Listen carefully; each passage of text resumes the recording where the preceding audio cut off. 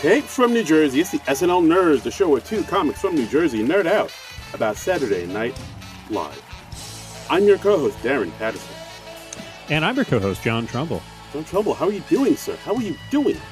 Doing all right. I'm doing all right. You did a little, like a Shatnerian pause there. You were like, nerd out about Saturday Night Live. Yeah, I like to try to switch it up. I like to try to, work the intros into the work of art that they turn out to be. I like to work with the canvas, John. Sure. Okay.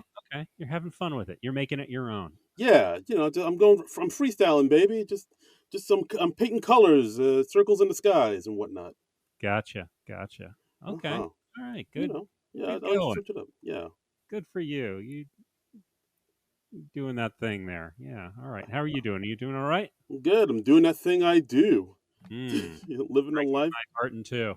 I don't know the next line. I'm sorry. A million pieces, like you always do. I've only seen the movie like once or twice. I'm sorry. What? I like it, but hell. Oh dear. Holy hell. You got to see that thing you do more often, my friend. My God. What the hell are you doing with your life? Hey, look, man, I make no promises. That is horrifying. I'm not mad. I feel sorry for you that you haven't seen that thing you do more often. I'm not mad. I'm just disappointed. Well, yeah, I'm that too. I'm very disappointed, but my God. How do you not watch that thing you do as many times as humanly possible? Oh, I'm sorry. Like I have to commit all these other movies to memory. Like I got to commit lines to The Big Lebowski and Swingers and Die Hard. That. I only have so much bandwidth in my brain, my friend. I can't. Yeah, but I mean, that thing you do has gotta. I mean, listeners, back me up on this. Come on, he's got to watch that thing you do more often, right? The Oneaters. I know that. All right. You gotta, especially if you gotta hang with me. How have we been doing this podcast for like 4 years now, and this is just now coming out? What the hell, man? Oh boy, this listeners, this might be the thing that breaks us. Oh boy, this may be. I mean, I'm already broken as a person, but this just breaks me further. So what the hell? Wow, you're just in pieces. I'm in shock right now. You're gonna have to put the pieces of John Trumbull back together to do this podcast. What the hell? We have to go to therapy. We're gonna have to. Yeah, we're gonna have to go to couples counseling for this. Yeah. I don't know. Wow. You're not who I thought you were, Darren Patterson. We're going to do trust falls. It's going to be a whole thing. Oh, my goodness. I don't feel like I'm overreacting in the slightest, by the way. Yeah, because that is literally like one of my top 5 movies. So it's a good movie. It's a good movie. Well, how would you know? You've only seen it twice. I mean, I've saw it a second time, so I was like, oh, I should watch this again. So yeah, you liked it. And yeah, it's good. You're just like, okay, now I'm good. It has that one Storage with my last name in it, the Pattersons. That's great. That's true. Yeah, Guy Patterson. There you go. Hey now. Yeah. Okay. Yeah. See, so there we go. And oh, you know what? Hey, we're doing a podcast on SNL. We should talk about the latest SNL news that came out recently. Yes, we could. I mean, I could certainly just spend the next hour berating you for not seeing that thing you do enough, but let's just pretend that I did that, and we'll move on to the news, because we did have some SNL news this week. Absolutely. So this past Monday, the Emmys happened. Of course, SNL won their Emmy as they're wont to do. And Keenan hosted. I know. I didn't watch the Emmys. Did you watch the Emmys? I did. I thought it was okay. They do that thing that I always hate. That thing they do, where like whenever somebody wins and they have to give a speech, they cut them off really quickly, but they always seem to have plenty of time for all these like goofy, not that great sketches in between. And, they always have time for ads and commercials, and that always kind of bums me out where, somebody works hard to win an Emmy, they win it, and they literally get like 10 seconds to thank everybody and everybody in their lives. And then meanwhile, we get like a 2 or 3 minute goofy sketch in between that's like is mildly funny. I'm like, I would rather just let people have their moments and let them speak. maybe not as long as they want to, but certainly for longer. And Yeah, yeah, and most of those comedy sketches usually are lame. And I don't know. I understand that Better Call Saul has still not won any Emmys, and Ray Seahorn did not win the award that she was up for. So I'm just like, this whole process is invalid now. I I mean, I'm with you. what are we even doing here? yeah, the final season of Better Call Saul was amazing, and as also somebody else that got shafted, the show Barry, like devotees to this podcast know that I love the show Barry. I think I it's love Barry too, but Barry has won Emmys. Better Call Saul has not won any Emmys, which is just inconceivable to me. That is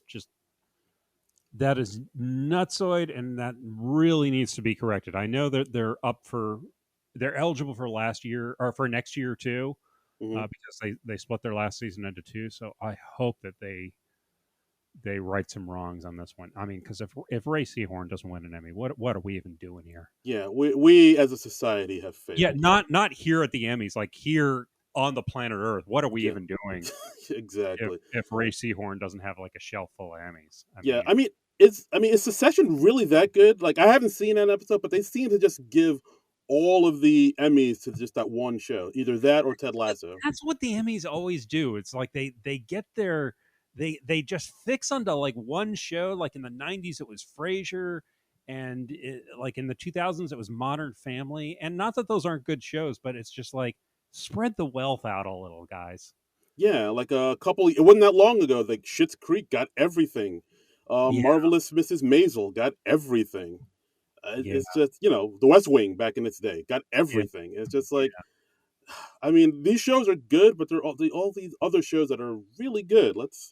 yeah. Let's spread it out a bit. Let's not just be lazy and just check all the boxes for that one show and call it a day. Okay, so anyway, I sidetracked as you were saying. SNL won, so yay SNL. Yeah. Oh yeah. So SNL won, and after Lauren Michaels of course gave a speech to the press afterwards, and people were asking him about the new season, which starts October 1st, which we found out not too long Right. ago, That's and kind of what we were figuring there would start. So that's yeah, yeah, yay, we were right. Yay. yay, we were right. And of course, Lauren said, well, we'll probably have some new cast members. We're expecting about four new cast members. God forbid it dips below 20. And well, we'll get into that. But yeah, he told us this on Monday. By Yeah. Thursday, four new cast members announced. Lo and behold, Okay. I hadn't heard of any of these people before, so they were all new to me. yes, and I know, like they're all from the world of stand up, aren't they? they're all stand-up comics who have done some writing Hmm. that have written in behind the scenes and stuff like that. All right, so one comic we have Michael Longfellow, which is a name that sounds like a Jane Austen character. If I Yes. myself, Yeah. Michael Longfellow. He's a stand-up comedian, writer. He was on the Netflix is a Joke Festival. He was on Mo Ammer's showcase, and he was a 2017 New York Comedy Festival. Oh yeah, NBC Bring the Funny competition. He was on that. Next, we have Marcelo Hernandez, a Latino fellow of Cuban and Dominican descent. He was on New Faces Just for Laughs this year, and he's opened up for some comics like Gilbert, the late great Gilbert Gottfried, Jim Brewer, Tim Dillon. So yeah, he's another comedian out here in these streets. Um, Devin Walker, who's a comedian and writer on he's done stand-up comedy on Comedy Central. He's written for Big Mouth, the Netflix animated show that Nick Kroll does, and he's Mhm. actually opened up for Nick Kroll uh, as well in the past. And he's wrote on the Freeform show Everything's Trash, Phoebe Robinson's show. And I did a little digging in my Facebook account, and apparently he seemed to be good friends with Alex English and Gary Richardson, two writers on SNL. Like I saw that like the three of them actually ran a show in New York City for a while about 2 years ago, 2 3 years ago. Okay. So yeah, everybody seems to have an in. And last but not least, we have Molly Kearney. SNL's first non-binary cast member. Molly has opened for Sarah Sherman. Molly has appeared on A League of Their Own, the latest Amazon Prime series. Hmm. And Molly was also in Disney Plus's series The Mighty Ducks. Okay. Four stand-up comics, four writers, and yeah, I don't know. We'll see what happens. Like, part of me was kind of hoping they would have somebody that has had, you know, improv experience. But stand-up comedians, I think it's either touch or go. Sometimes some stand-up comedians are great on the show, like Chris Red and whatnot, or Adam Sandler. And some.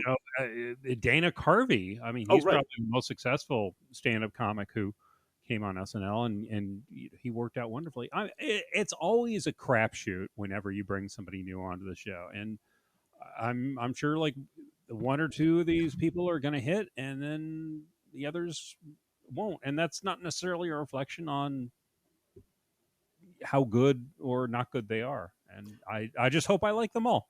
Yeah, exactly. Like, I hope they're all. I mean, I'm kind of in a wait. Well, let's see what they bring to the table type of Exactly. mindset. I mean, honestly, I mean, all right. So right now we have 14 cast members plus these four, so we're up to 18 again.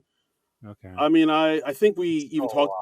lot. I know. I even, but honestly, I think this is just the new way that Yeah. SNL works now. I mean, back in the day, they kept it like a small cast, nice and tight, and but the cast doesn't really weren't able to do other projects. But I think now, kind of Lawrence kind of softened, maybe in his old age, and he's fine with other cast members doing side projects, and maybe it's because it's like a gig economy now. But like he's fine with people going off and doing their own things, but he wants like people kind of waiting in the wings to take over, just so they're never short-handed. Yeah. Which I guess makes sense, but I don't know. At the same time, it just seems like more and more people are fighting for screen time, which Yeah. I'm not wild about. Yeah. But I But mean, it is what it is at this point. I mean, that's just how the show is right now. So yeah, so yeah. yeah. I mean, again, I haven't heard of any of these people, but I'm rooting for everybody. So let's see what they bring to the table. I am rooting for all except one of them. And I Oh, won't say who that person is. And it's just someone I've chosen randomly. you just threw a dart at the wall. I That's don't right. like. I'm just like, this person is my new enemy. I just want to make it interesting. Yeah, switch it So up. I will be actively rooting for that person to fail for no real reason. Okay, it's good to have a. Arbitrary. Yeah. I just want an arbitrary enemy. Everybody needs a nemesis. I've said Yeah. this. I want to be in a good blood feud with somebody. Yeah, just just fighting with somebody as like on sight as soon as you see them, like Yeah. Peter Griffin in that Big Chicken. Yeah. Yeah. So, all right. Well, a couple weeks we'll see what they got going on. I mean, will they be the next uh, Sarah Sherman, the next Aristotle Atari? Ooh. Who knows? Who knows? Who Or will it knows? be the new cold open kid like James Austin Johnson? Yeah. Who Let's, knows? who knows? Anything's possible. Anything is possible. So, Yay. yeah, Okay, so yeah, that's our thoughts on the new cast members. Like, we're yeah. rooting for them, see what they bring, see what they Or got. are we? Are Oh. we rooting against them? Mm. Hmm. Tune in and find out. Yes, absolutely. So Huh? yeah, I mean, just not too many thoughts right now, other than we wish them the best and hope they're funny. And Yes. that's all I really want. I just be funny and don't be annoying and don't say stupid shit that will get you kicked off the show. I mean, I hope they all make it to their first episode and we don't have like a Shane Gillis situation. Oh boy. I don't think any one of them has been canceled yet. So, yay, way to go. All right. Off to a strong start. Yay. No one's been racist. All right. Yay. Well, hey, let's not go that Well, far. all right, yeah, I'm saying none of them has been canceled. That doesn't necessarily follow that none of them have that's been right. racist. Maybe they've been super racist. We just haven't uncovered it yet. All right, well, if Twitter do your thing, just try to unearth all the Yeah. racist things they've said. Tell Like, us why we should hate all of these people, because I'm sure there are reasons. yeah, come on, Twitter, help us out. Dig into this like Al Capone's vault. No, don't. Don't? No, No? I don't like it when Twitter does that. It's annoying. All right, fine, don't. All right, don't do it. Don't do it, That's Twitter. the thing I hate about social media is like everyone's like, well, here's why you should like this person. And I was like, I just want to like a person. I know I just said I wanted to start a blood feud with somebody, but Yeah, it's just a joke. But yeah, no, I want to like all these people. yes, I know. Like we were joking there, folks. We were just saying things in jest. We were having a laugh. Yeah, Like we want to laugh. We want to love. We want to learn. We want to live. I want to do most of those things. Yes. Oh God, which one don't you want to do? Oh, we don't have time to dive into that now. Okay. Oh boy. All right. Well. Anyway, so I mean, I'm looking forward to the show being back. Partly because I said to you before we started recording, I'm just kind of sick of picking out movies for us to watch. Yes, we've hit a wall. After 3 months of this, it's just like, what movie do you want to do? I don't know. Should we, Yeah. should we do Goldmember? We could do Goldmember. We never did the third Austin Powers movie. We did the first two ages ago. I looked it up. We did uh we did the first Austin Powers movie in episode 78 of this show. And then we did the second one in episode 88, and we're now in episode 204. So it's been a while. It's been a minute. It's been a minute. I think you mentioned because you mentioned it to me like off mic where Yeah. we were gonna save it for the next James Bond movie to come out, and we were Right. gonna like have do the last one around the time just to sort of Yeah. a little synergy there. But Yeah. lo and behold, that movie took a while to come out because No Time to Die, like James the Daniel Craig's last James Bond movie, it was delayed for the better part of 2 years because of coronavirus. mm, And it was supposed to come out, I think, around the time that people just started quarantining.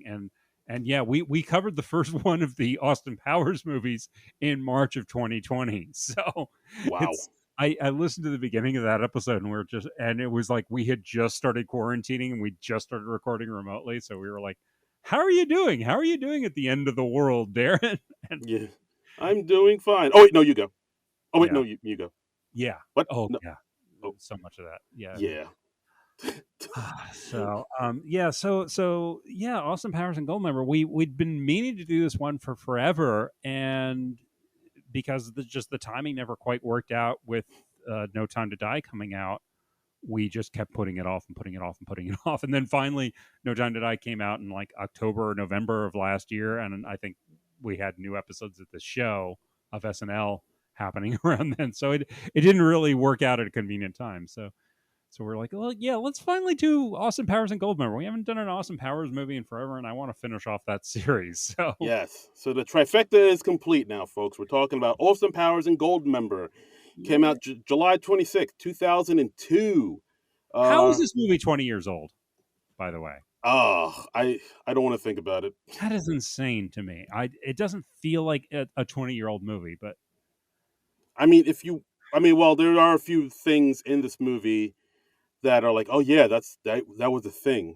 yeah, they are some things that are very much of 2002 because there is some topical humor in there. But okay, I sidetracked you. You were about to give us the budget and all that good stuff. So let us know about that. Okay. Yeah.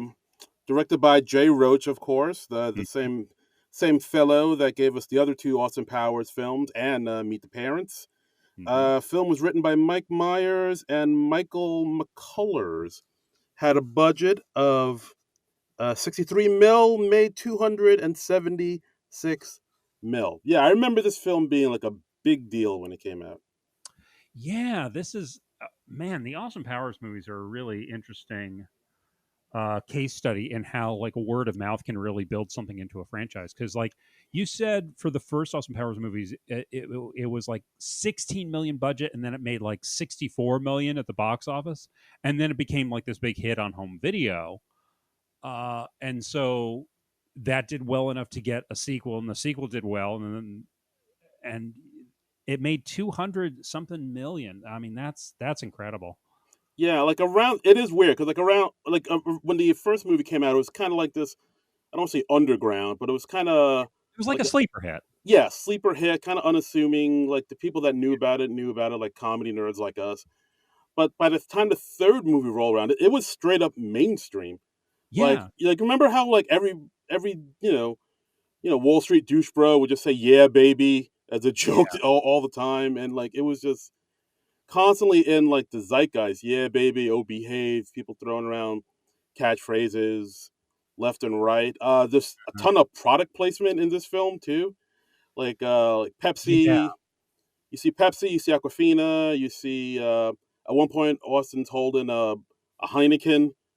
I think of the Motorola. The scene where I really noticed it was there was a scene when I think it was Frau Farbissina was talking to Doctor Evil in prison, and there were just like Taco Bell bags on the Mm, on the table in front of him. I don't think either one of them ever ate, but the bag is just angled just enough so that you can make out the logo clearly. And yeah, these really did become big business in between the first and the second one, and it's only more so by the third. Yeah, there's a lot of product placement. yeah, and I mean, of course, product placement, and another huge thing, a lot of cameos in this film. Like in the first 10 minutes of this film, Hmm. it is like Jack a block a packed. Is that the right term? I don't know. It is not. Okay, Yeah. Jack a block packed with cameos. It's like an SNL cold open. Yeah, it really is. It starts out with like a movie within the movie. And you think you're watching the opening to the Austin Powers movie, and then it turns out we're actually watching a movie about Austin Powers within the world of the movie of Goldmember. And so, yeah, we see all these amazing stunts, like Austin Powers, like skydiving, and he like parachutes into his Jaguar, and there's a woman on a motorcycle. They're dodging, and there's a helicopter firing missiles and stuff at them. I mean, they put all the budget on the screen. I gotta hand it to them. They get the most bang for their buck in these Yeah, movies. absolutely. At one point, he's using Uzis to shoot down the helicopter, Yeah. and yeah. So then, he's able to stop the car. He gets out. He takes off the helmet.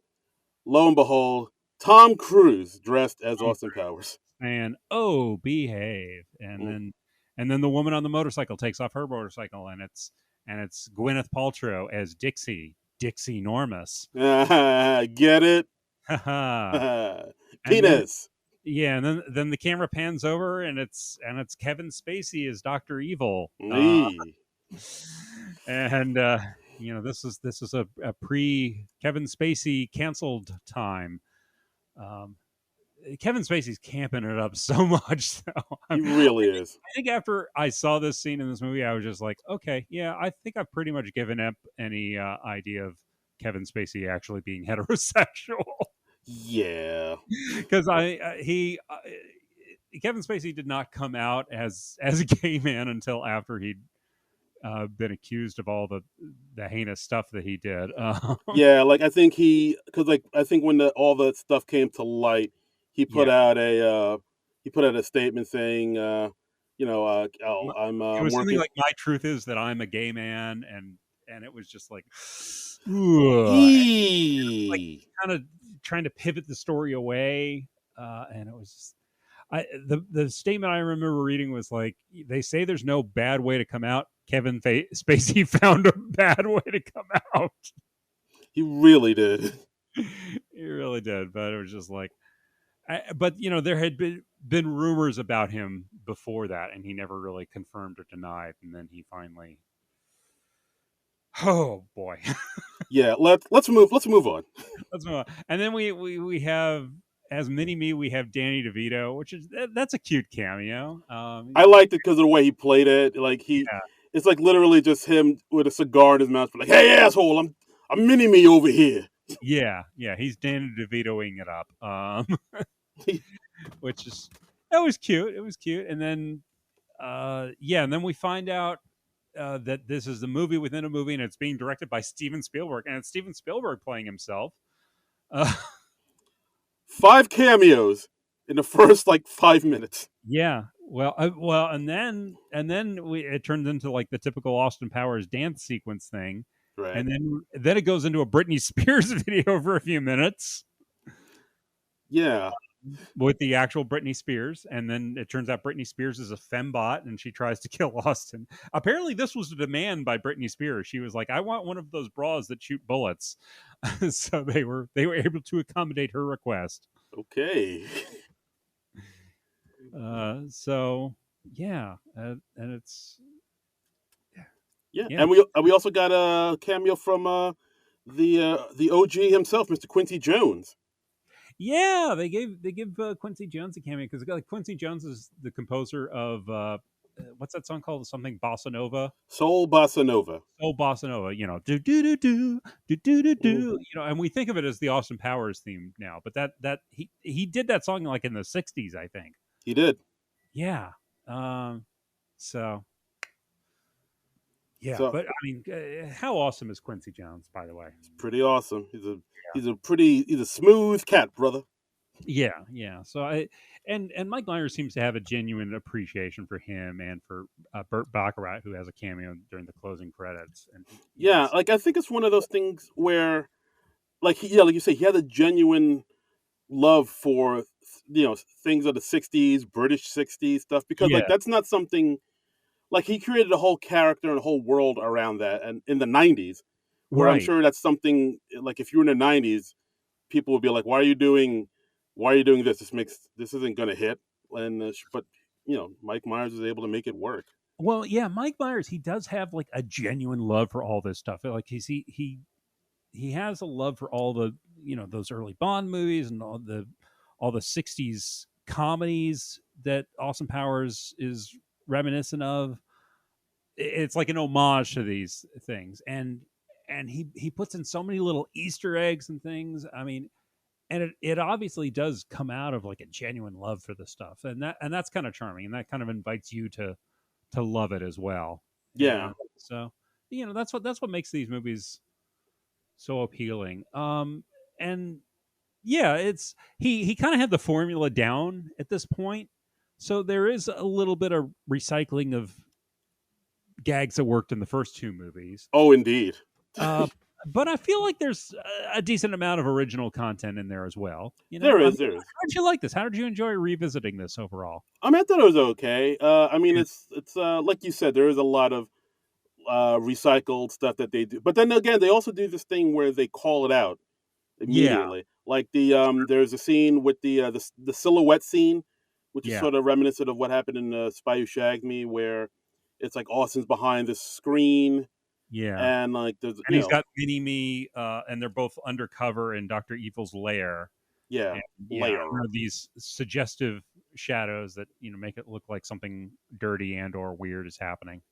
Yeah, like it looks like his penis has a hand on it or something. Yeah, and Uh, it's but but yeah, they also call it out, and like also that thing where there were towards the end where they also bring in Clint Howard back again, yeah, it's and always nice to see Clint Howard cameo. I don't. yeah, I think we missed Charles Napier in this one. Had Charles Napier was he still with us ooh, that's a at that good point? question. I don't. Oh, I will look that up. Let me. But yeah, they also did that running gag that they did in the second Austin Powers film where they were about to say somebody's about to say something, but it sounds they make it sound dirtier by cutting Yeah, to like another scene.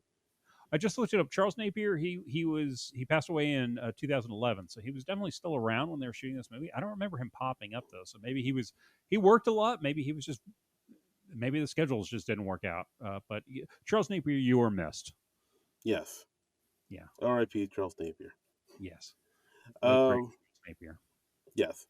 But yeah, but again, another thing of that sort of date this movie, like we mentioned before, like the Osbournes make a cameo in this thing. It was back Yeah, in I'd forgotten that. I was like, wow, this was back when the Osbournes were the thing, or maybe it was like just after they were the thing. I don't remember when the Osbournes really hit, but it was uh yeah, it was definitely like late '90s, early aughts. So yeah, they yeah. might have been. They might have been a little past their sell by date by this point, but uh, yeah. I'd forgotten that Nathan Lane pops up in this movie. He pops up uh, kind of early-ish on when Austin he first travels back in time to 1975. Yeah, Uh, yeah, because he's in 1975. Well, basically, the premise of this one is Austin's father gets kidnapped. right. His father, Nigel Powers, played by the great Michael Caine. Michael Caine. Michael Caine. Michael Caine showing up as Austin Powers' father, Yeah, and yeah. yeah. I mean, they make him look like like Austin really well. He does look. Well, apparently, part of the Austin Powers look like the glasses. Those came from Michael Caine playing. I think he played Harry Palmer in the Ipcris File and a few other movies from the Mm, '60s, and that was sort of going against the James Bond glamorous thing. It was more of a understated, more of a real espionage type of thing. And I think part of that was that Michael Caine wore these eyeglasses, and that's where Austin Powers got his eyeglasses. And Michael Caine actually wore his eyeglasses from those movies. ah, So that's pretty cool. yeah, yeah. Pretty neat. Yeah. Pretty neat. But yeah, yeah, Something I was surprised, like there wasn't as much Michael Caine in this movie as I'd remembered, or as I was expecting, because he's kidnapped by Doctor Evil, and then he's kind of away for long swaths of the movie. Uh, yeah, I was remembering this more as him being like it took a while to bring him on, but after they brought him on, I thought he was in the movie throughout. But no, he kind of disappears for long stretches of the movie. It's not like Sean Connery in the third Indiana Jones movie where they right. hold him up, and then after that, it's just him and Indy kind of joined at the hip for the rest of the movie. Junior. I could have used a little more Michael Caine, is what I'm saying. We could all use a little bit more my cocaine. Uh, That sounded like you said my cocaine. yeah, I think I heard that joke a while ago where if you say my cocaine, it Hmm. sounds like Michael Caine saying his own name. My I've cocaine. never heard that before, but that's kind of funny. Well, there you go. Yeah, that's Okay. that's what I bring to the podcast. Kind of My funny, cocaine. Yeah, right? I get it. I get it. Yeah, I see what they're doing. Yeah. it's there. It's got legs. Yeah. All right. All right. Uh, Sure. but yeah, like I thought that would have been a thing because they do make a point out of saying like how Austin's dad wasn't there for him for most of his Right. life and he was And away. So and Nigel Powers was also like a super spy. He was an international man of mystery, like his son.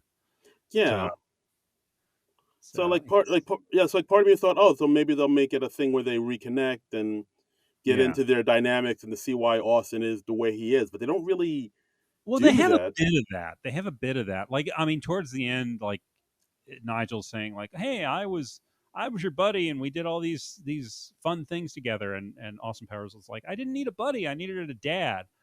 They don't make as much of a meal of that as they could, I suppose. Yeah, I mean, I guess because I guess they want to make it more of a silly, goofy comedy. They didn't want to like drag it down with like serious stuff, and Yeah, so that's why you see more and more of Goldmember is yeah, the character that Austin that Mike Myers plays, where he's a Dutch man from the '70s who's obsessed with gold right, and roller skating, yeah. and he loves gold so much that he dipped his genitals in gold, and he lost Well, them he in a lost his genitalia in a smelting accident, and he's since had it replaced with like a gold thing. He never like sometimes he'll like lower his shorts, and you see like this gold from behind, because we never see the actual thing, but the right. characters in the movie do, and they're like, oh my, oh okay. Oh, So good heavens! yeah. So this is like the fourth character that Mike Myers is playing in those movies. He's playing Austin Powers, of course. He's playing Doctor Evil. The second movie he added Fat Bastard, Right. and then in this movie he adds Goldmember. Goldmember also just kind of it seems like the movie forgets about him for long stretches of the movie. It, There's not quite as much Goldmember as you might expect in a movie called Goldmember, but yeah, his name is in the title of this film, and he's easily like you said, yeah, the movie kind of doesn't know what to do with him, and it's kind of forgettable, and yeah, he has these weird quirks. I mean, yeah. the peeling of the dead skin thing is really gross. I don't know He's why. like the character Goldmember. I got this movie as a DVD from my local library. The character of Goldmember, not even on the cover of the DVD. Yeah, his name is again. It's Austin Powers, Doctor Evil, Mini Me, Nigel Powers, the character Foxy Cleopatra, who we'll talk about in a second, but no Goldmember on the cover, just like a little picture of him on the back cover. It's Yeah, funny. He's a funny character. I prefer him to like say Fat Bastard, certainly. yeah. I mean, Fat Bass is a little bit more grotesque, I guess, Mm-hmm. in a way, and but yeah, I mean, like you said, there's something there with Goldmember, but they never really kind of delve into it. He's just kind of He's there. like sort of a parody of Goldfinger from the Bond movies. Um, which and it's a his name is kind of this weird sort of multi-level joke because like the character Goldfinger, of course, named Goldfinger in the movie Goldfinger Mhm. and the book Goldfinger. Um, Ian Fleming, when he was writing the Bond novels, he took the name Goldfinger from an architect that he hated, who was putting up these like kind of very industrial, not appealing buildings in like Ian Fleming's neighborhood, I think it was, Oh, and it was this architect named Erno Goldfinger, and I think they, you know, the real Goldfinger was threatening to sue when he heard about this, and so Ian Fleming was like, "Okay, well, I'll just call him Gold Prick instead." ah, nice. And then I think the lawsuit sort of went away after that. And when they were doing this movie, uh, the people who do the Bond films were threatening a lawsuit, saying like you can't call it Goldmember. And so for a while there was like a question if they could call the movie Goldmember or not. I don't know if they would have had to change the name of the character, but Mm. uh, but apparently they worked it out. Like they said, okay, you will have to, if you do any more Austin Powers movies, you have to give us approval over any titles that are parodying the Bond movie titles, and you have to put a trailer for the latest Bond movie, which in this case was Die Another Day. You have to put that in front of your movie. So Oh, they worked interesting. it out. Yeah, yeah, Hmm. Okay, all right. Well, that's pretty interesting. But yeah, like I still felt like they should have. Yeah, like they should have given Goldmember more to do, or giving him more urgency, because it's like you said, yeah. like I mean, Doctor Evil gets a good amount of screen time. He gets a good amount of stuff to do. Even Yeah. his character has a nice little arc towards the end of the movie where he changes. Fat Bastard changes, which will, you know, he because like towards the end of the movie, he lost all the weight Hmm. by eating Subway sandwiches, just like Jared. Another thing Ye- that really grounds this movie in Yee. 2002 is this one Jared from Subway was a big thing, and yeah, we didn't know there was anything problematic about Jared. We didn't really think about Jared, and then just all of a sudden he's busted for I think it was like child pornography charges, and it's like, Yeah, ooh, yikes. Okay, all right. Well, egads. you're a heinous person. Okay. Yes, pretty gross. Uh, Um, I did appreciate that this movie it did try to do new stuff with the returning characters. I like that we had Doctor Evil get busted in the first act and then sent to prison. I like that they did something different with Mini Me. Uh, they did a little something different with Fat Bastard. Fat Bastard isn't in the movie very much, but that's fine because a little Fat Bastard goes a long way. hey now. They definitely did something different with Scott Evil in this one. I thought, Yeah, that was interesting too. yeah, I mean that was cool. We see like Mini Me and Scott Evil, they kind of almost reverse roles. Mini Me becomes good, and and then Scott Evil decides to lean into his name, and he becomes evil.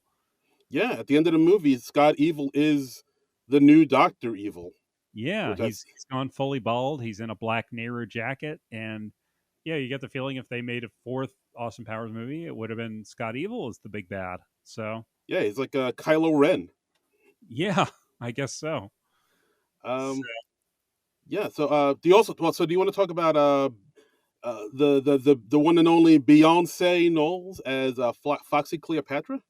No, I think we should go this entire episode without mentioning her at all, and just to have everybody going, "Huh? What? What?" All right. Yes, yes. Let's talk about Beyonce Knowles as Foxy Cleopatra. This is like her first movie role, right?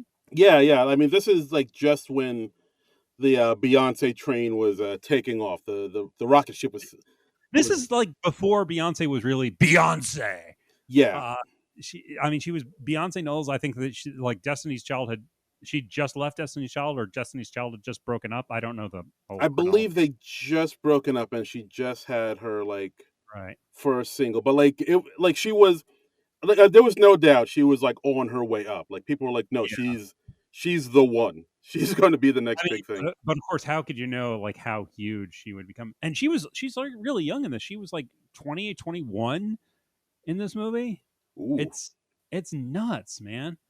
Um, yeah, and she's playing like this black exploitation type, like Foxy Brown or Cleopatra Jones, so that she's Foxy Cleopatra, get it?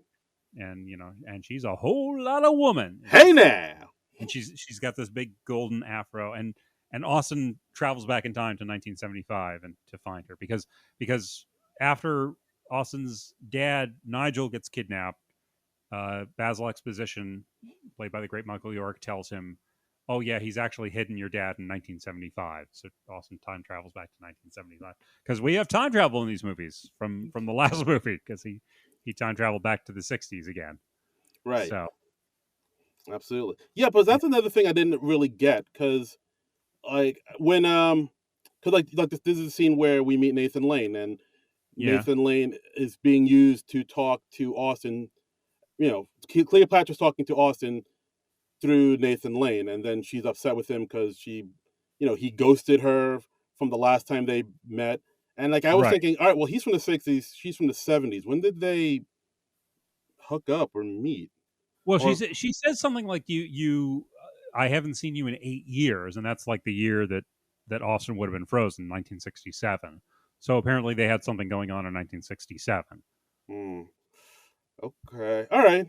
I guess if you don't think about Austin the age, gets around, baby. yeah, baby. I guess He's if the you don't think about the smartest. age thing, then yeah, that makes Yeah, sense. I don't think she's playing her actual age. I think she's obviously playing someone older, and Okay. whatever.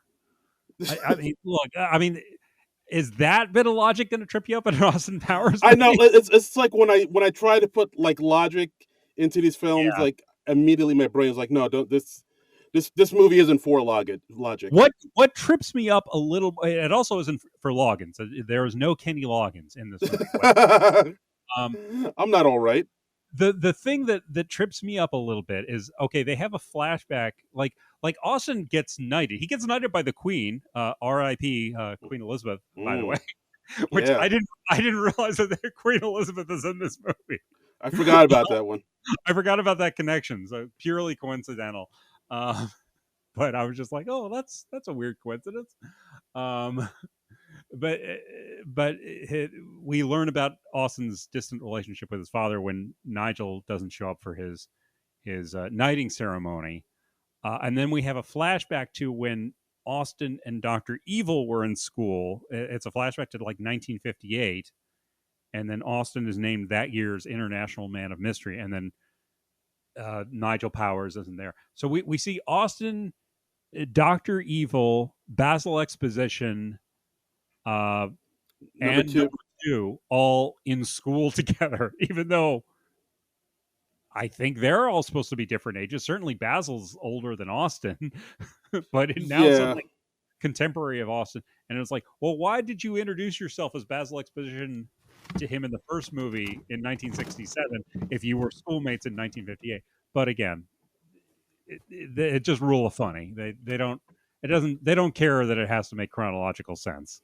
yeah. Like I think this movie goes out of its way to let you know, like, hey, don't look for logic here. We're just here to make jokes. Don't.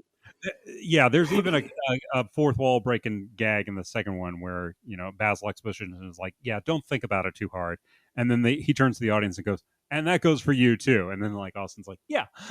Yeah, By yeah, the way, the two young actors who play the young Austin and the young Doctor Evil, they do a really nice job. yeah. The kid that did the young Austin, he was really good. I was like, oh, this Yeah, guy's he's got like he had like all his mannerisms down packed. And I was like, this dude is on the good. DVD, there's like a little featurette about those two, and like apparently they were considering having I think just Mike Myers played the roles of young Austin, young Doctor Evil in the flashback, But no, they went with these young actors, and I'm really glad they did. I mean, it's kind of more fun to see other people doing the characters. And the poor kid playing Doctor Evil, he had to actually shave his head for the Oh, part. I'm like, really, for that quick bit, they didn't just give him a good bald cap? But no, wow. Like yeah, like Curly from the Three Stooges, he had to shave his head. apparently so. Yes, yes, they had footage of him getting his head shaved in the makeup trailer. Wow, Jesus. It's All that's right, commitment there. So showbiz. yay! You want to be a star or not, kid? But they did great. They were terrific. Yeah, it was a lot of fun. Yeah, absolutely, absolutely. I mean, I remember another thing that again dates this film Yeah, very much is like when so it's the one where Doctor Evil is in prison and he has Mini Me with him, yeah. and he's him and Mini Me go out to the prison yard, and Oh we yes, yeah, and he's trying to sort of show dominance. At one point, we see Tiny Zeus Lester yeah. Uh as an huh. inmate there, who's also an inmate in The Dark Knight, and Oh yeah, that's right. Yeah, he was the guy in the barge. yeah, and then it breaks out into Doctor Evil and Mini Me rapping Jay Z's "Hard Knock Life," Yeah, which was interesting. I yeah. remember His seeing this song's in the pretty great. theater. When I Yeah. saw when this part in the theater came out, I remember like the audience was like bent over with laughter. Like Was that done for this movie, or was that a pre-existing thing before this movie? what the Hard Knock Life? Yeah.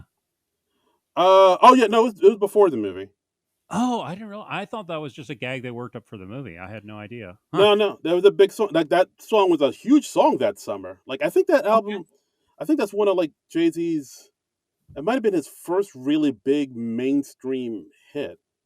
Okay. But like I remember that summer, that song was playing everywhere. It was a huge hit. So like they just put it in this movie, and people were just like, "Oh yeah, that's the song they play on Hot 97. That's tight." And like everyone just bent over with laughter over it. It was a huge gag. And were Beyonce and Jay Z a thing at this point yet, I or no? think they, hmm, I think they were just dating at this point. I don't think they were Oh, like, okay. All right. I don't believe they were official just yet. Yeah. All right. But they Okay. were, they definitely knew of each other. Sure. Okay. I mean, Beyonce is a very lovely lady, as everybody in this movie all constantly states at every moment. Abs for days. Yeah, yeah. She's wearing a lot of midriff bearing outfits. I think we probably see her stomach throughout this movie. Uh, We do. Oh, we do. yeah, she does. She does a pretty good job in this movie. I mean, it's Beyonce, so she's of course got charisma for days. But I think she does a pretty good job with her performance. I would put her above Heather Graham in the second one. Not quite as high as Elizabeth Hurley from the first Austin Powers movie. I Mm, think that's how I would rank them. interesting. I'd have to see the second one again. I remember. I see what Yeah. you mean. I know Heather Graham's. She's again very lovely. But yeah, I think Beyonce had a little bit more presence. I think I'd say. Yeah. Yeah. So Okay. All right. Oh, another cameo. I don't know if you caught it. Katie Couric as one of the prison guards. yeah, apparently they did a segment on the Today Show about that, and also she was talking about how like visual effects gave her a unibrow. I guess they did that digitally instead of in makeup or something. I don't know, but Yeah, I don't. Yeah, that was. At first I was like, Katie Couric, what's she doing in very here? random. Yeah, but yeah, it was like some sort of synergy thing. They had a segment on the Today Show, like basically plugging the movie. And All right, talking there it about her goes. cameo.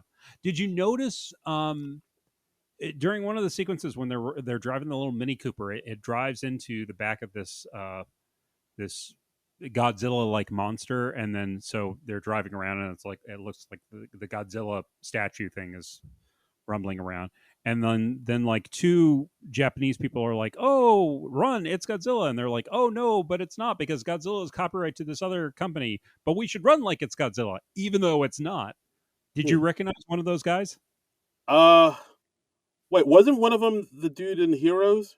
Yeah, it was the dude from Heroes, Masi Oka, I think his name was. I thought that Um, was him. Yeah, it was him. I was like, hey, it's the Heroes dude. I'm sure he's done other stuff, but I just know him as the Heroes guy. Yeah, I mean that's what he's best known for, of course. But it was just funny to see him in that, and there's like, oh, okay, that's cool. It's like a little bit part he did before he got famous and before he got his breakthrough role. So Yeah, absolutely. And I mean, continuing on with all these cameos, we should mention, although it's not really a cameo, but we get Fred Savage in here too as the mole. Fred Savage as the mole. I keep forgetting if he's in the second or third Austin Powers movie, but yeah, he pops up in this. Fred Savage. Yeah, another guy. Did you read the stories about Fred Savage recently? I saw them and I was like, Yeah. wow, this movie's 3 for 3. Just Yeah, apparently Fred Savage is problematic now. He got fired from the or let go from the revival of the Wonder Years when some stories about some not so great behavior came out on his part. So yeah, just give it a Google. You'll see. I believe sexual misconduct is used quite a bit. yeah, I kind of, I'm in the studio right now, and so but we don't have the problematic bell here anymore, so Okay. I can't ding the problematic bell. But Wow. so just a little quick ding for him and Jared and Kevin Spacey, and Oh so boy. just We don't have the problematic bell anymore. Did somebody find it I, problematic?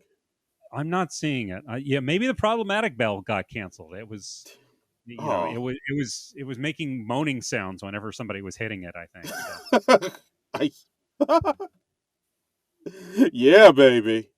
Yeah. Oh, So, oh, behave. but he plays a character who's like a mole in Doctor Evil's organization, and the joke is he has like a big mole on his face that Austin and other people can't help but noticing and commenting on, and they're desperately trying not to comment on it. Right. Moly, Don't. moly, moly, mole. Yeah. Don't say mo. Mo. Yeah. But like I said, I keep thinking that's in the second movie, but I'm like, oh no, I guess it's in this one It is instead. in this one, sir. Yeah, so because I'm like watching it now. Everything that's happening now is happening. Everything that's going on now is happening now. Yes, What happened then? Past then. When? yeah, Right now. just now. See, see, this is why I haven't watched That Thing You Do again, because like I have to keep my memory in tight for to remember Spaceballs lines for magic moments like this, John. Oh, See, okay. Well, I mean, but that thing you do way better than Spaceballs. hot take, hot Correct, take. correct take. Wow. All right. I mean, listeners, you know where to send your tweets. All right, yeah. So okay. Well, what else in this movie? I mean, I don't know. I mean, the plot itself is pretty uh thin. I'll say. yeah, there's a thing about them trying to draw a meteor to Earth to cause all sorts of environmental havoc, and they're holding the world for ransom as they do. Yeah. It's fine. It's yeah, you kind of forget about it for long stretches. But I mean, Austin Powers movies, they aren't really about the plot; they're about the gags. Yeah. And I thought it was fine in that regard. I didn't enjoy revisiting this one quite as much as I was expecting it to. What? Yeah, I was just like, this it's fine, but it just seemed kind of okay. It didn't blow me away, and my attention was wandering a little bit. And it seems longer than it is, and not a great way. It wasn't like a slog or anything, but I was just Mm. like, Yeah. I mean, yeah, the, yeah. uh, Maybe the I've movie. just moved on from the Austin Powers movies a bit. I don't know. Yeah. I mean, the movie's only an hour and 34 minutes, but yeah, I will admit it did feel a little bit longer. I mean, Yeah, one of the gags I actually did like is when Austin and Foxy go to Tokyo because I think they found out that Doctor Evil's new lair is in Tokyo, so they go to Tokyo to find more clues, and they take a meeting with Mister Mister. Mister Roboto, who is Yeah, who's like in cahoots with Goldmember and Doctor Evil, and they have a yeah, talk with and of course he's named that just so that Austin Powers can go Domo Arigato, Mister Roboto. get it. It's like Ha ha this. ha. It's like the song. It's like the Yeah, song. I know. I know. We had to unpeel it. It's like layers, like an onion. They're layers, man. And But the subtitle gag, yeah, that's pretty clever, I think. I thought the subtitle gag was pretty solid. Like basically, Yeah, they showed like the subtitles of what the person was saying, but some words were blocked, so it looked like they were saying something more dirtier. And well, it's then like the subtitles are in white, and like when you're reading subtitles in a movie, and if the white lettering is against something very light on the screen, you can have trouble reading the subtitles. So here, the Mr. Roboto saying, "Here, have some shiitake mushrooms," and the subtitles are like, "Here, eat shit." So right, and then and then Foxy was like, "No, what he was actually was saying," and then he pushed the thing out the way to show what he was yeah, actually saying. yeah, Yeah. yeah. It was cute. Wasn't there also a subtitle gag in the second Wayne's World movie? I remember some sort of subtitle gag in that one. Hmm. It's been a while since we've seen that one. I don't Yeah. remember it, but listeners, go back and listen to the second one and let us know. Yeah. Yeah.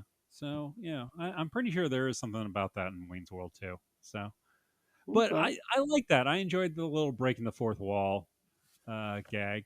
There's a similar gag when because when Austin finds Fat Bastard in Tokyo, a Fat Bastard is a sumo wrestler now because they wanted to get him on one of those sumo wrestling outfits, Yeah. and Fat Bastard starts charging at Austin, and then the line of his one of the lines of his harness breaks, so he's just dangling from one cable above that. That was cute. That's almost like a Mel Brooks. That's like the type of gag you would find in Spaceballs. Honestly, like we've captured their stunt doubles. Yeah, actually, that joke I like too. Where I think at one point where Fat Barris is about to charge him, he's like, "Yeah, I'm ready, and I hope my wire team is ready too." And then you Yeah, yeah, see behind like a curtain or behind a screen, there's like five dudes holding a pulley system, just ready to pull Fat Bastard up and to do this stunt. yeah. That was cute. That was I was cute. scared. Yeah, yeah. There's stuff in here. There's stuff in Yeah. here. No, I'm not saying I dislike the movie or that it's unfunny or anything. I think it works well, and like I said, I appreciate that they're doing new things with most of the characters. That made it a little because like on the second one, I thought they recycled like a few too many gags, so I didn't. They didn't do it quite as much in this one. I feel like. Yeah, like I think yeah, I'll agree with you. I mean, I like this one okay. I think a few times maybe they kind of leaned a little heavy on like pop culture references to Hmm. get a gag. Like the Hard Knock Life Jay-Z rap or anything Right. like that. But Well, I then mean, again, topical gags they don't usually age well. yeah, and also like they also use a lot of poop jokes and cheeky humor. But then again, that's like the hallmark of all these movies. Yeah, those are always my least favorite parts. I wish Mike Myers didn't go to that well quite so often, but he finds the scatological stuff really amusing, apparently. So Do funny. yeah, I mean, at least it doesn't get as outright gross as the second one did, as like with Austin like literally drinking liquefied shit, and that you see that like yeah. it on his face. I'm just like, Who? yeah, exactly.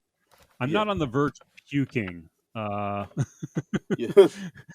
during any of the gags. I mean, we've got the peeing statue that Austin's hiding behind, and then he accidentally unplugs the statue, so the statue stops peeing. So Austin just has to pee himself to do that, and then Right. So get some golden showers humor, which yeah, I don't find it particularly funny, but at least I don't find it disgusting. yeah, So that's an improvement. better than drinking liquid shit. Exactly, That's exactly. So yeah, and of course there's like a more kind of poof humor jokes like I want like Dr. Evil calling his plan to use a tractor beam to bring in this gold meter called the Operation was it Preparation H, which of yes, course is the hemorrhoid cream and how they're going to have the thing shoot out of the backside of yeah. the submarine shaped like Doctor Evil. It's like, oh, okay, I get You it. know, something. I'll give a shout out. This film has like some really good special effects. Like the shots of Doctor Evil submarine. That's really good. They had Hmm. some behind the scenes featurettes on the DVD about some of the effects, and I'm like, these are pretty good effects, especially for a 60 odd million budget. That's Yeah, absolutely. pretty impressive. I mean, maybe because they didn't have too many effect shots, so they were able to make the ones they had look really good. But Yeah, no, it does have some good. I'll admit it. It doesn't look cheap. Like, I no, mean, I you mean know, that is something I appreciate about the Austin Powers movies. They do put every dollar on screen. So absolutely. yeah, So yeah, like it's. I mean, the jokes may be cheap, but it ain't gonna look cheap, baby. yeah, yeah, true. I mean, yeah, if I had to guess the budget of this movie, Cold, I'd probably guess higher than 60 million. But hey, Yeah, no, that's about right. I mean, That's a, just I mean, and the costuming is so impressive, and the sets and the designs. I mean, these movies are really just kind of a visual feast, and they're really fun and colorful, mm. and you can tell like everybody's having a lot of fun making it. I think. Yeah, no, they're easy on the eyes. Yeah. They are easy on the eyes, and I also like the. I thought it was interesting the twist they had at the end of the film where they reveal that Austin Powers and Doctor Evil are actually brothers. Where Yeah. yeah, like when Nigel popped out of nowhere, Yeah. apparently in the submarine, and he's Yeah. like, Doctor Evil is actually your brother, Yeah. Austin. Yeah. Nigel like steps in front of Doctor Evil when Austin's aiming a gun at him. He's like, I've got to protect my son, and Austin's like, Dad, I'm fine. He's like, I wasn't talking about you. And dun dun dun. And we have like a flashback sequence with an exploding car, and we see like Doctor Evil and Austin as babies, and we even briefly see a young Michael Caine. And it's footage of a young Michael Caine taken from one of his other movies. I don't. I I had an IMDb trivia thing with the actual movie that they took him from, but I can't see it right now. It was a movie his from 1967, so it's like real young Michael Caine. Yeah, the So young roguish Kane. yeah, Uh, his yeah. back in the Alfie days. It Ooh, wasn't Alfie, but it was from that era. When he was oh, young and Alfie. hunky and yeah. Yeah, just a stud among men. Yeah, yeah. He Uh, unfortunately doesn't have the glasses, but what can you do? yeah, you can't like CGI that onto it. We didn't have the technology then. Wasn't No, there? I think if it was a higher budget movie, I feel like they could have CGI glasses onto him and maybe even made it look decent. But uh, in a $60 million budgeted movie, yeah, it's probably best they didn't attempt that because it would have looked weird and distracting, and you don't really need it. Nah, no So need for that. Yeah, so then we learned that Doctor Evil's actual name is Dougie, and like just like that, Doctor Evil turns good, and he feels he feels the love of a father that he never knew, yeah. and so now Doctor Evil, Mini Me, and Nigel and Austin Powers are all on the same side, which Oh, are oh, the just quick interjection. I found the name of the movie that they got young Michael Caine from. It's called Hurry Sundown from 1967. okay. So go look that up, and you'll see a little footage that was used in Austin Powers 3. So, Oh, yeah, go check it out. all And right. yeah, so now all three of them are on the same side. So now they don't want to destroy the Earth, but Goldmember still does for kind of unknown reasons, I guess. For reasons, yeah, Yeah, yeah. for reasons. So now it's It all was of his them, plan, right? huh?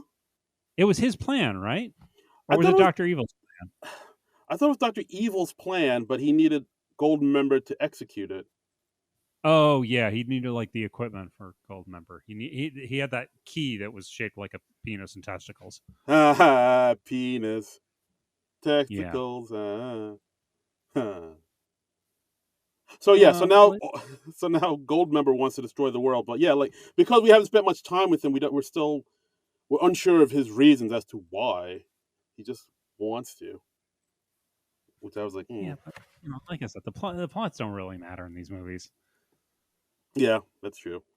And yeah. So then, uh, So then the three of them, I think they reverse the polarity of the tractor beam and they electrocute him. Yeah. You And literally see Doctor Evil putting a box that's marked positive into the negative slot, and yeah, as get it? always do. Sexy. Yeah, Yeah, I, and I so think I think they're reversing the polarity, and then that repels the meteor instead of draws it to Earth or something. I don't yeah, know. I don't. it was very easy. I'll give it. It was Yeah, very simple. They yeah. Well, barely, reversing polarity always is. yeah, they barely broke a sweat to save the world. Yeah. And yeah, yeah. So then after Goldmember gets shocked, he falls to the ground, and then he gets up, turns around. Hey, it's John Travolta. How about that?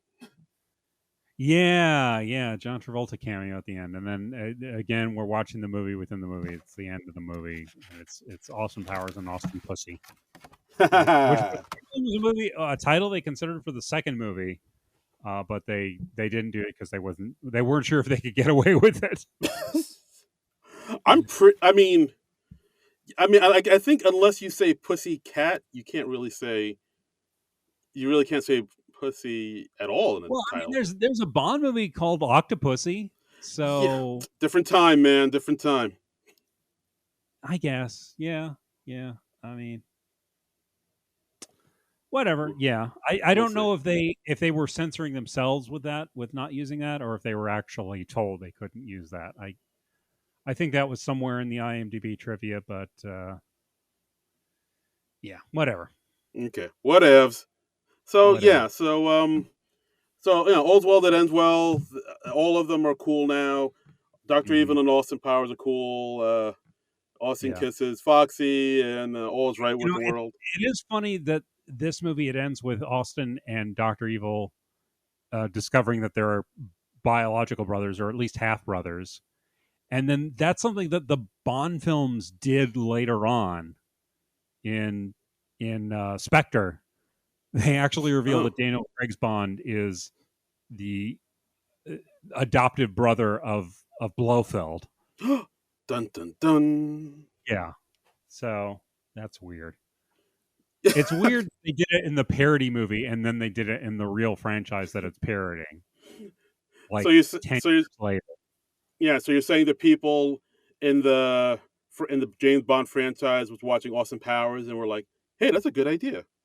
I'm not saying they got the idea from it. I'm saying it's a stupid idea that shouldn't have been done in the real Bond movies. But Got it. It is. It does seem very like soap opera ish. yeah, it's just a dumb idea. I mean, even when I was first time watching that movie, and I generally like that movie, and we watched it not long ago, but it was that plot twist is like what? Yeah. I am your father's nephew's cousin's former roommate. Yeah, it's weird. You don't have to personally connect every villain to every hero. People, it's Yeah. it's okay for the hero just to oppose the bad guy because they're trying to do bad stuff. Yeah. That's fun. Yeah. You don't have to be Star Wars, man.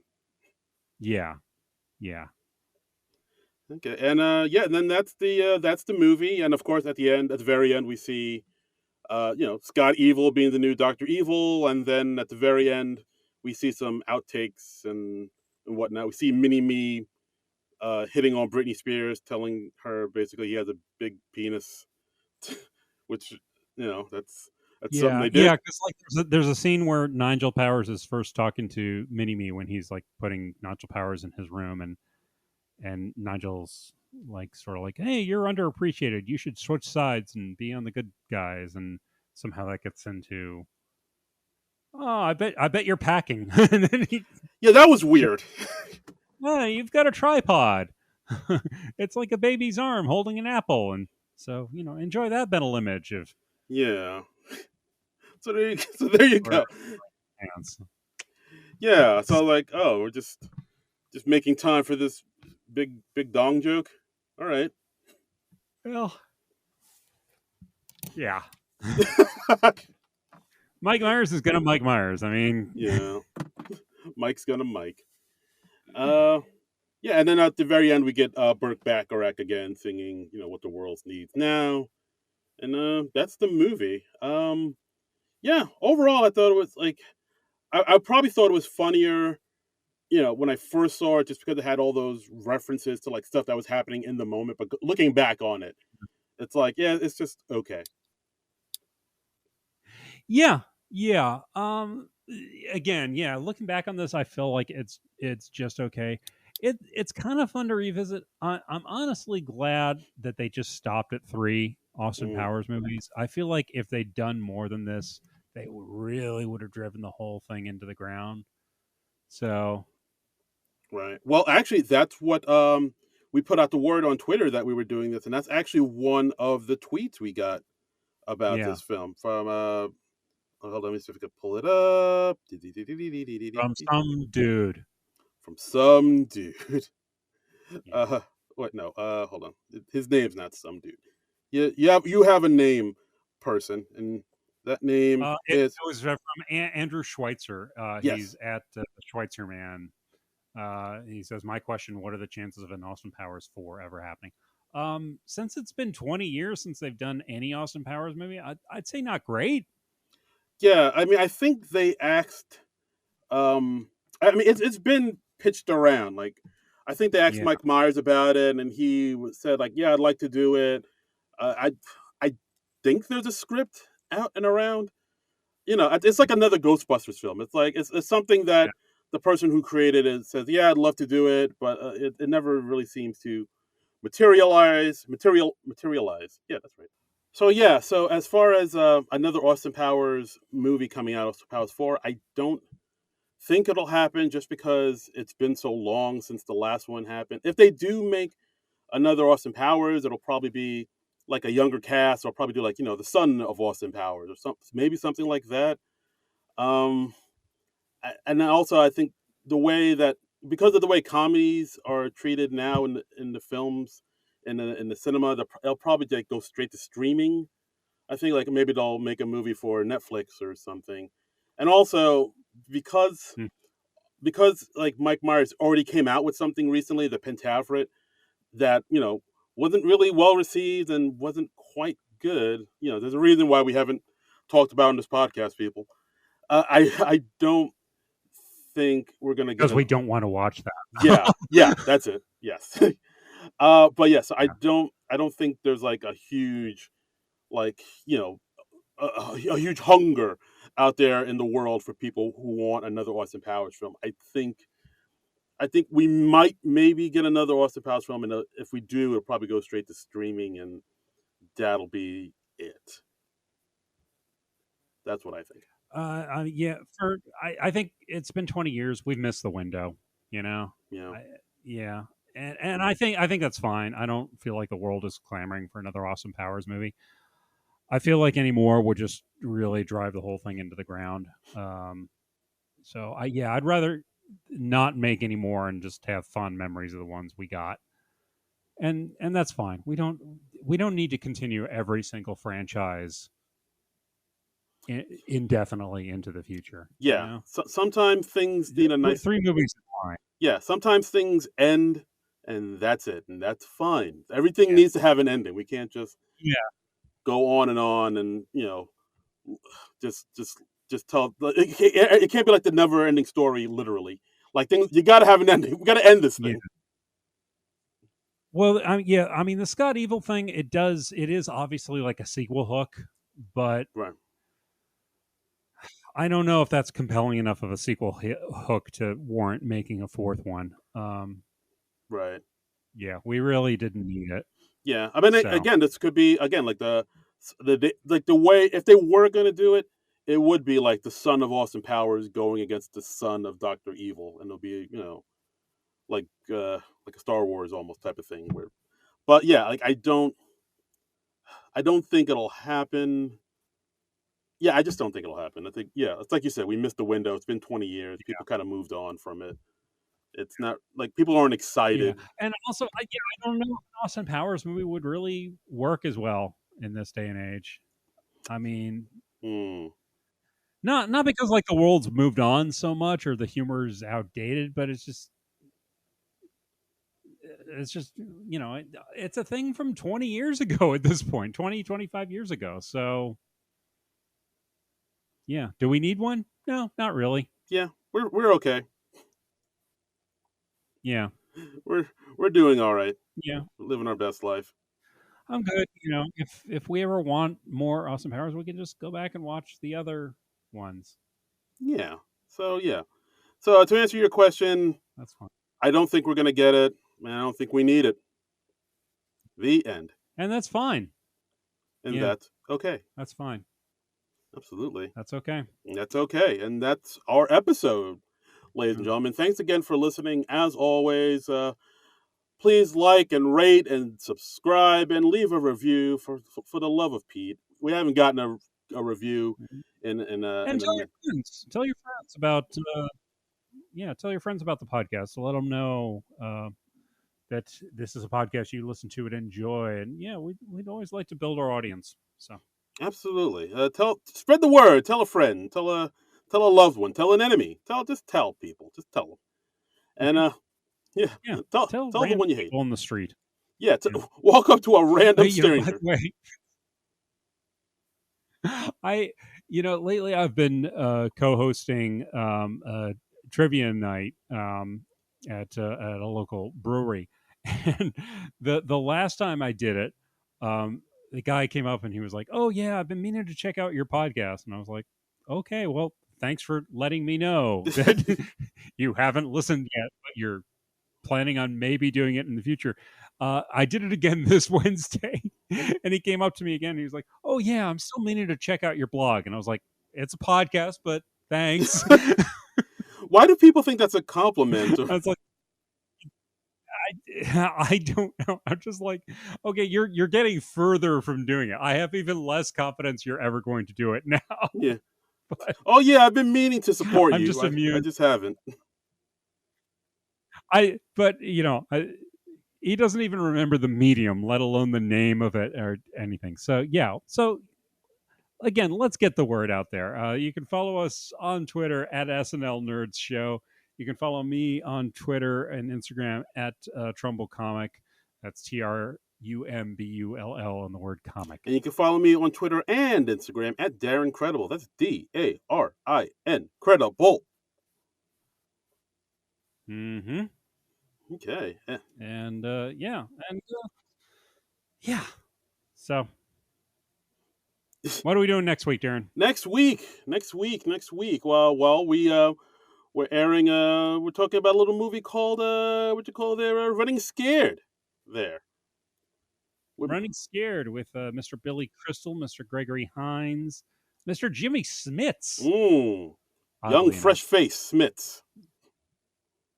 yeah, it's a pre LA Law Jimmy Smits. It's embryonic Jimmy Smits. Yeah, just a wee lad.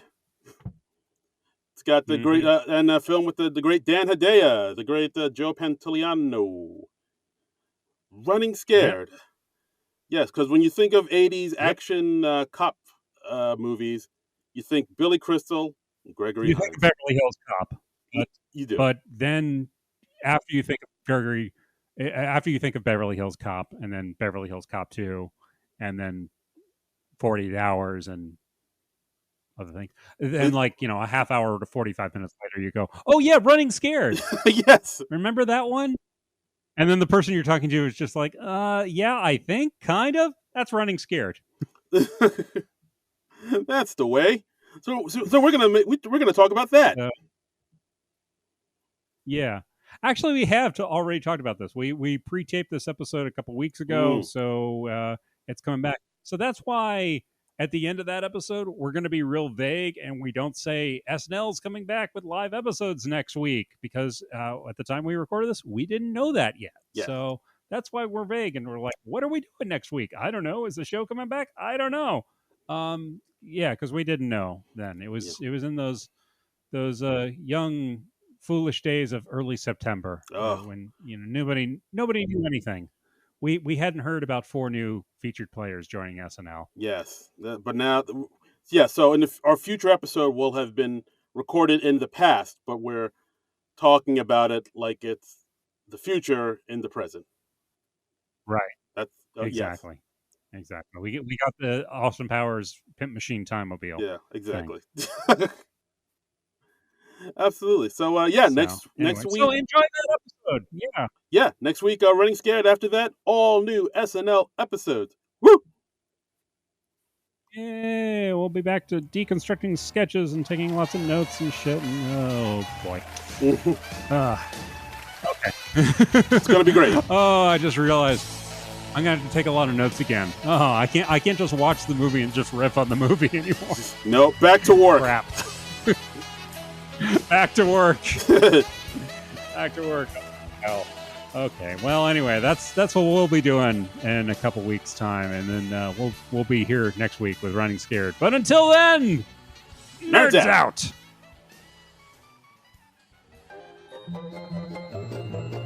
This has been a non-productive media presentation. Executive producer Frank Hablawi. This program and many others like it on the Non-Productive Network is distributed under a Creative Commons Attribution Non-Commercial No Derivatives license. Please share it, but ask before trying to change it or sell it. For more information, visit non-productive.com.